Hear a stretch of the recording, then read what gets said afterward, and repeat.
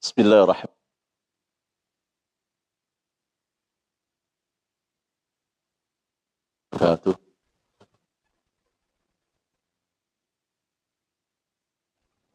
Alhamdulillah.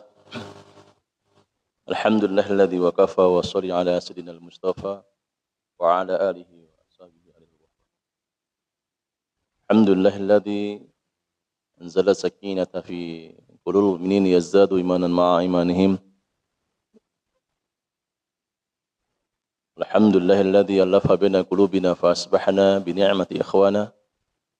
Asyhadu an la ilaha illallah wa asyhadu anna rasulullah la nabiyya ba'da. Allahumma nusalli wa nusallim ala nabiyyina Muhammadin sallallahu alaihi wasallam wa ala alihi wa sahbihi wa man tabi'ahum bi ihsanin ila yaumiddin wa ba'd. Qala ta'ala fi kitabil aziz, a'udzu billahi minasy syaithanir rajim. Bismillahirrahmanirrahim. Ya ayyuhalladzina amanu taqullaha haqqa tuqatih wa la tamutunna illa wa antum muslimun. Qala fi ayatil ukhra, a'udzu billahi minasy syaithanir rajim. Bismillahirrahmanirrahim.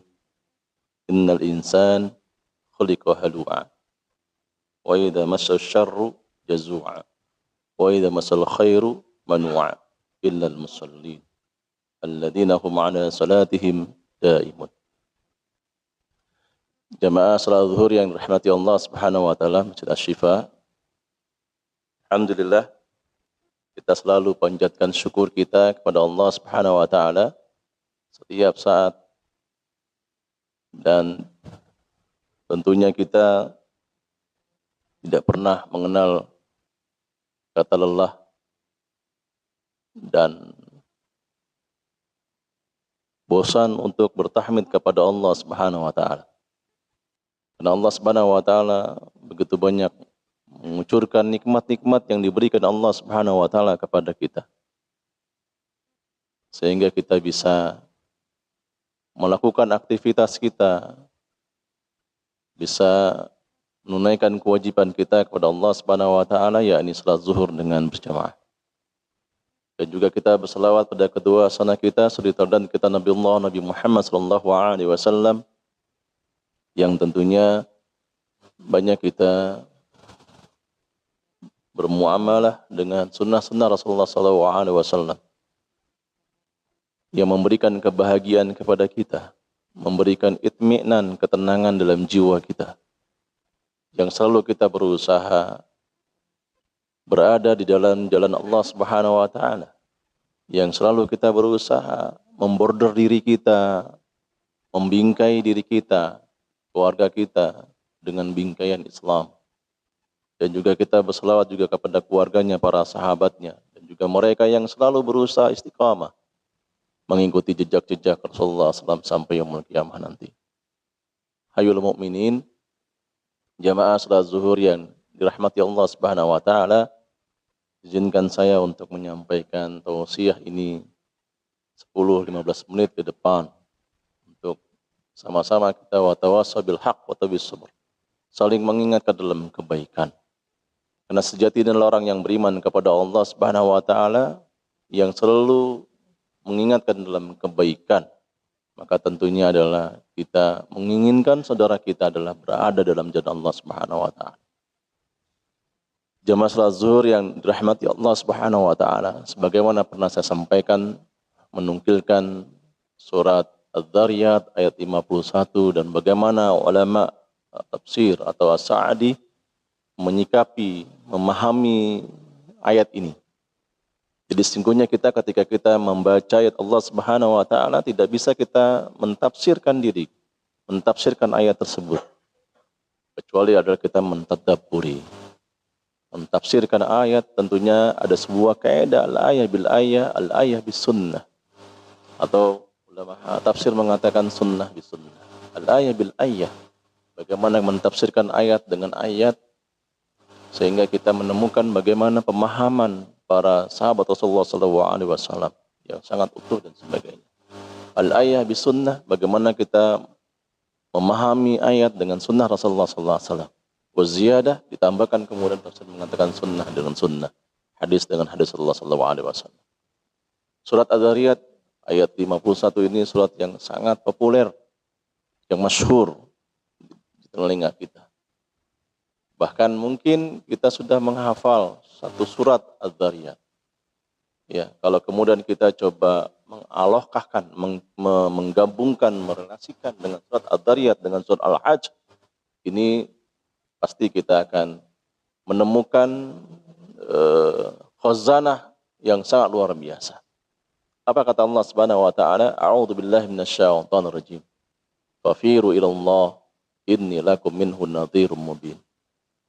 Ayat ini kalau kita menjumpai ayat Allah Subhanahu wa taala dengan kalimat harfun fa, kemudian diistimrarkan, dilanjutkan, disambungkan dengan kalimatnya adalah kalimat kata kerja firu, maka al-amru yadullu bil ujub. Maka kata perintah itu menunjukkan kewajiban. Firu waw li jami', maka kata perintah ini adalah untuk keseluruhan. Untuk siapa? Untuk orang yang beriman kepada Allah Subhanahu wa taala, hamba Allah Subhanahu wa taala. Waw li jami' ini walaupun ditunjukkan dengan yaitu adalah mudzakkar pada laki-laki, tapi bukan ayat ini adalah ditaksiskan, dikhususkan untuk laki-laki. Tapi sesungguhnya adalah ini general, juga ditunjukkan adalah kepada muslimah. Wanita yang beriman kepada Allah Subhanahu wa taala. Wanita yang menundukkan hatinya kepada Allah Subhanahu wa taala. Bukan hanya untuk laki-laki, bukan untuk kaum rijal, bukan juga adalah kaum. Allah perintahkan untuk berlari menuju Allah Subhanahu wa taala. Apa maksud?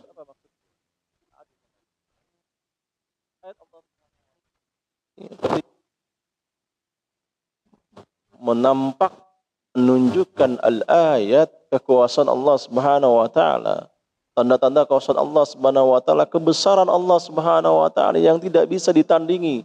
Kebesaran itu dengan apapun namanya. Ya, kekuasaan apapun namanya. Nah, sejatinya adalah orang yang beriman kepada Allah Subhanahu wa taala khaif. Dia ada lahir rasa takut kepada Allah Subhanahu wa taala, bukan sebaliknya. Bukan mengatakan bahwa yang terjadi ini adalah sesuai dengan riset. Ini yang terjadi adalah ini terkait dengan masalah saintik dan sebagainya. Bukan itu.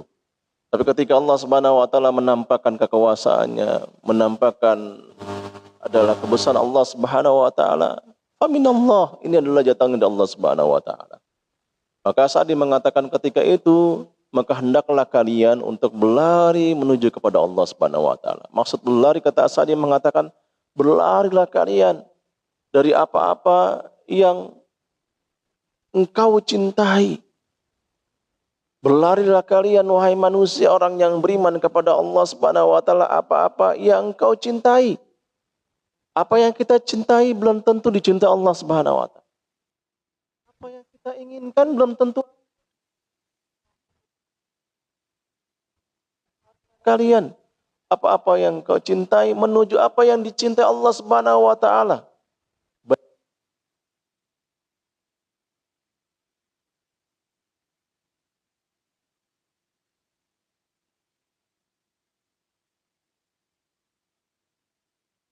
Tidak.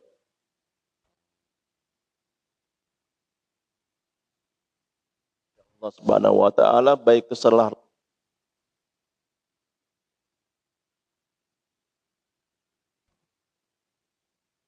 Tidak mudah kita untuk berlari apa yang kita cintai, kita lari dari apa yang kita cintai. Kita ini manusia, makhluk khata wa nisan, tempatnya kesalahan dan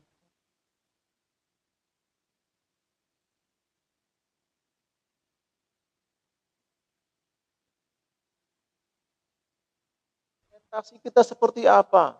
Kita ada punya kebutuhan-kebutuhan yang kita inginkan, kebutuhan rumah tangga, kebutuhan anak istri dan sebagainya, belum kemudian kuliahnya anak, rumah sakitnya anak, belum demikian begitu runyamnya keinginan kita. begitu keinginan kecintaan kita yang sangat luar biasa. Tapi ketika Allah Subhanahu wa taala mengatakan berlarilah kalian menuju apa yang dicintai Allah,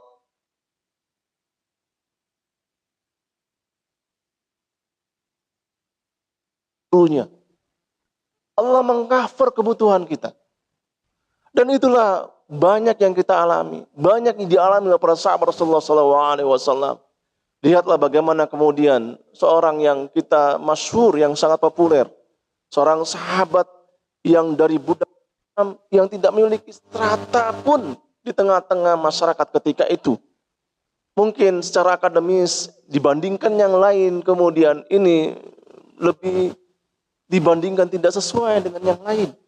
Tapi ketika kemudian ya, sahabat ini adalah dia mengenal Allah Subhanahu wa taala, apapun yang dia cintai, belum tentu apa yang dicintai Allah Subhanahu wa taala. Dia berlari, dia berusaha, usahanya luar biasa untuk apa yang dicintai Allah Subhanahu wa taala. Ketika dialami siksa yang sangat luar biasa, apa kalimat yang keluar dari lisannya? Yang kemudian dia ditiban dengan batu yang panas di perutnya sangat luar biasa, di pundak luar biasa. Yang diucapkan adalah ahad, ahad, ahad. Hanya Allah Subhanahu wa taala yang diingat. Maka bagaimana kita bisa berlari? Di antaranya adalah faktor kita bisa berlari yang dicintai Allah Subhanahu wa taala. Pertama adalah kenali Allah. Kenali Allah. Banyak ayat Allah Subhanahu wa taala mengatakan wa'lam annahu la ilaha illallah. Wa'lam. Kata perintahnya wa'lam. Menunjukkan wa'lam annahu la ilallah. Ketahuilah sungguhnya Allah itu la ilaha illallah, tidak ada Tuhan selain Allah Subhanahu wa taala. Tapi realitanya tidak mudah kita. Ya, masih banyak kemudian kita nahnu na'tamid ala ghairillah. Banyak kemudian kita bersandar sama Allah Subhanahu wa taala. Banyak kita memohon selain Allah Subhanahu wa taala. Maka kita tidak merasakan itminan.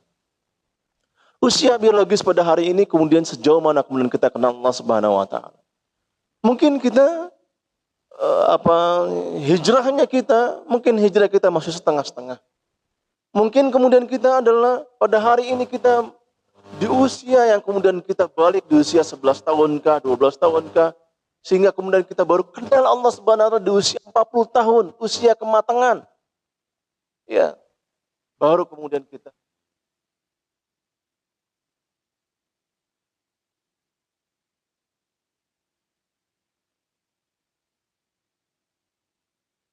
kenal Allah, karena Allah Subhanahu wa taala bermaksiat kepada Allah Subhanahu wa taala. Maka itulah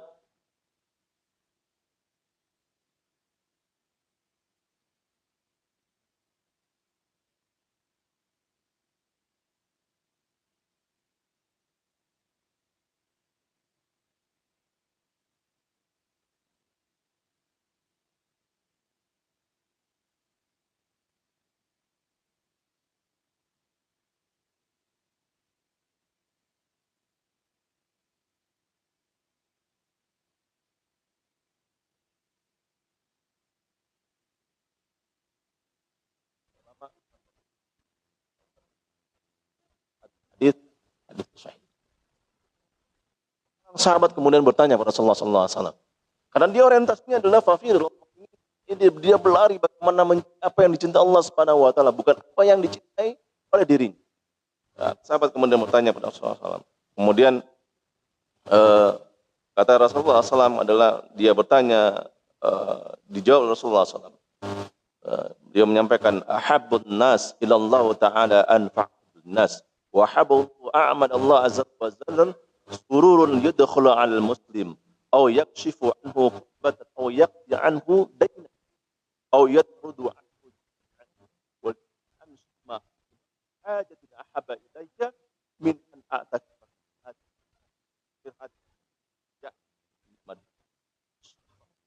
wa man kaffa ghadaba wa 'auratah wa man aman qadama ghaydahu walau syaa ya'sabahu abadallahu fala mallahu qalbahu raja'ul yaumil qiyamah wa man masya ma akhihi fi hajati hatta tantahi Allahu ataitallahu qaddamu yaumul tazulu aqdam.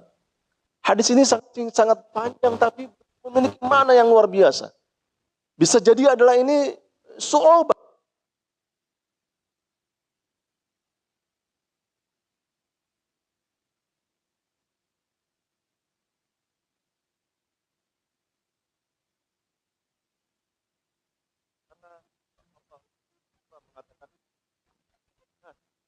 Manusia yang paling dicintai Allah.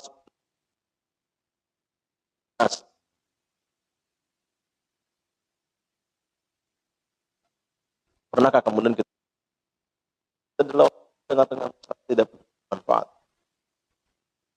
Kita selalu bermasalah, ungkapan kita selalu bermasalah, menjadi seorang. Ya, kita banyak meminta-minta.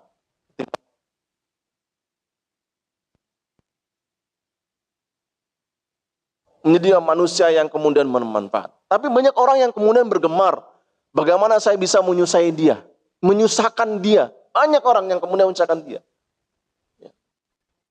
Ini diungkapkan oleh Rasulullah SAW, wa habul a'mali Allah azza wa jalla sururun yadkhulu 'alal muslim.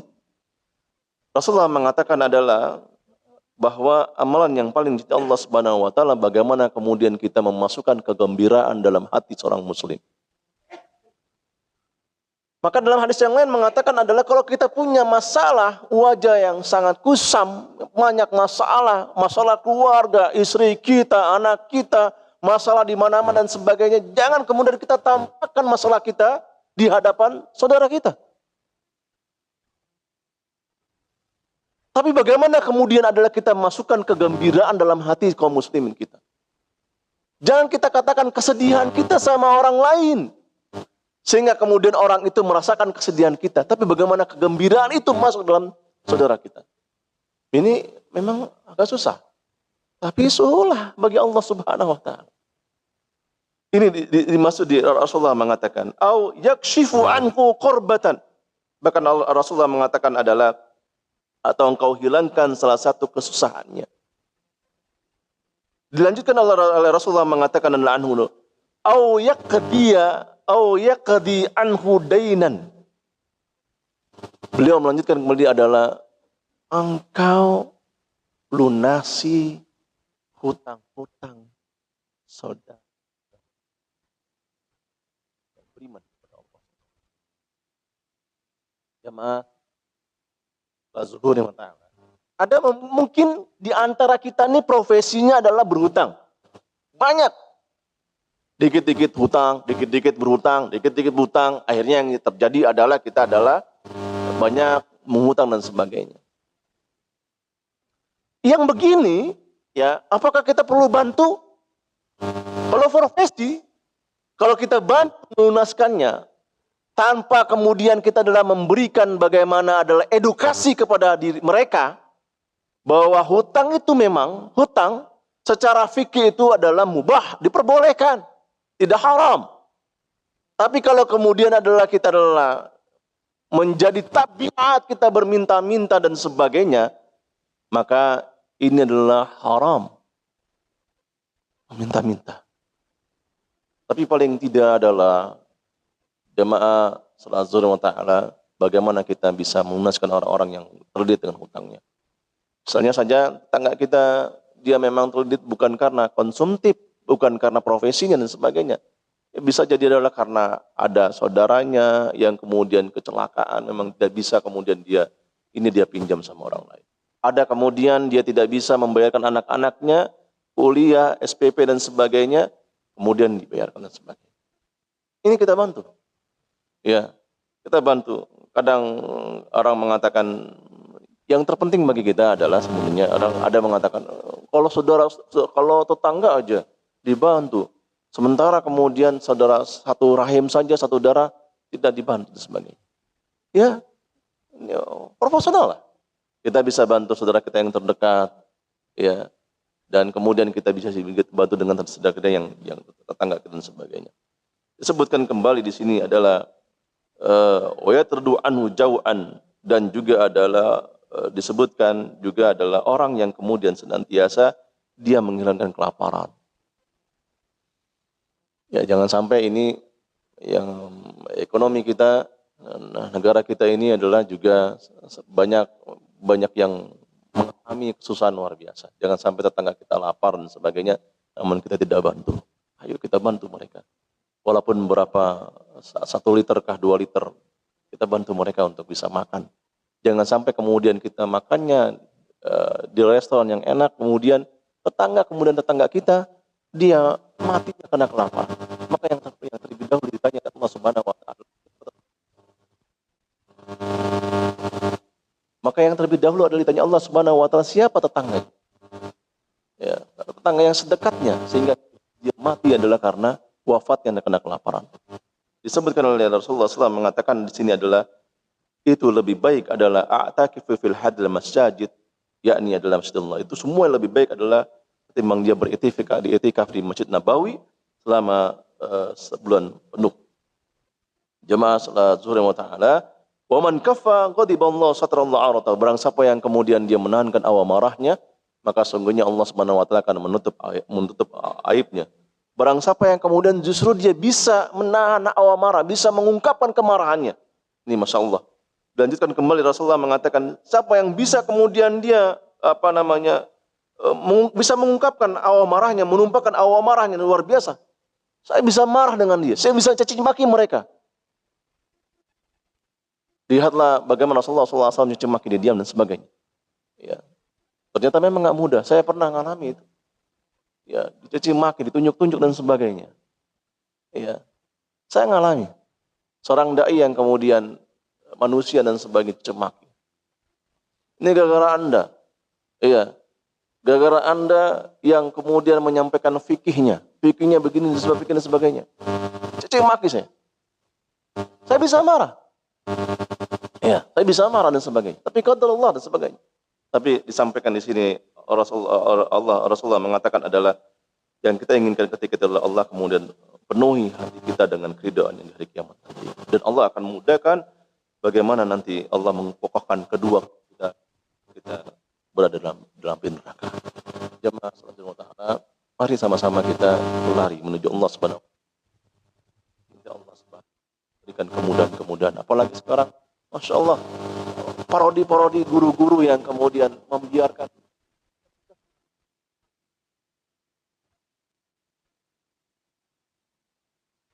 kemudian di TikTok itu ada anak sekolah yang kemudian diribut, dibiarkan guru-gurunya. Ada orang yang kemudian dia membuli, dibiarkan guru-gurunya. Ada anak murid kemudian dia dibiarkan dan sebagainya. Kapan parodi ini? Sampai kapan parodi ini? TikTok ini. Biarkan yang berlalu. Tapi mari sama-sama para guru-guru ini adalah konsentrasi untuk mendidik akhlak para siswa pelajar. Biarkanlah. Dan mudah-mudahan Allah Subhanahu wa taala menguatkan para siswa ini. Anak-anak kita yang pelajar ini menjadi akhlak yang karimah, yang mereka adalah berlari untuk apa yang dicintai Allah Subhanahu wa taala. Semoga Allah Subhanahu wa taala memudahkan kita, melembutkan kita, dan mudah-mudahan kita juga diberikan oleh Allah Subhanahu wa taala. Assalamualaikum warahmatullahi wabarakatuh.